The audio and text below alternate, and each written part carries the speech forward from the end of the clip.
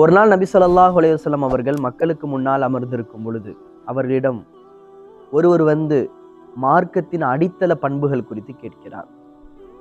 முதலில் அவர் கேட்டது ஈமான் என்றால் என்ன?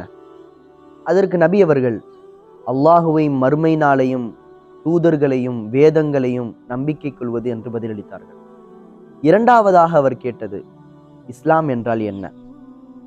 அதற்கு நபி அவர்கள் நீர் அல்லாஹை மட்டும் வணங்குவதாகும், நீ அவனுக்கு இணை வைக்காமல் இருப்பது, தொழுகையை நிலைநாட்டுவது, நோன்பு நோற்பது, ஜக்காத் கொடுப்பது என்று பதிலளித்தார்கள். கடைசியாக அவர் கேட்டது இஹ்சான் என்றால் என்ன? அதற்கு நபி அவர்கள் கூறினார்கள் அந்த அபுதல்லாஹ கஅன்னக தராஹ், நீ அல்லாஹுவை பார்ப்பதை போன்று வணங்குவதாகும். ஃபஇன் லம் தகுன் தரா ஃபஇன்னஹு யராக், நீ அல்லாஹுவை பார்க்காவிட்டாலும் அவன் உன்னை பார்க்கின்றான் என்ற ரீதியில் வணங்குவதாகும் என்று பதிலளித்தார்கள். ஈமான் என்பது நம்பிக்கை சார்ந்ததாக இருக்கிறது.